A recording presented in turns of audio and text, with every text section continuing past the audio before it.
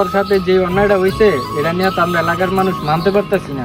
কি হয়েছে ভাই আমার বাপের লোকে? হ্যাঁ, তোর জায়গা নিয়ে তোর বাপের সাথে অনেক অত্যাচার করছে, তোর বাপের গায়ে হাত উঠেছে, তারপরে জায়গা লেখা নিছে, লেখা নিয়ে এখন বৃদ্ধাশ্রমে রেখেছে তোর বাপের। বৃদ্ধাশ্রমে নিয়ে গেছি? হ্যাঁ। আরে নিজের সামলা, আমরা আছি তো, আমরা এলাকার সবাই দেখতেছি তো কি করা যায়। এবারে আপনারা আপনার বিষয় নেন, আমারটা আমি দেখতেছি না। আর বড় ভাই ওদের সাথে কাজটা ঠিক করলো না। কি যে গরমটা পড়ছে দুই দিন ধরে। এই মিয়া ফাঁকি দিও না, কাজ করো ঠিক মতো। ভাই আব্বাই কই?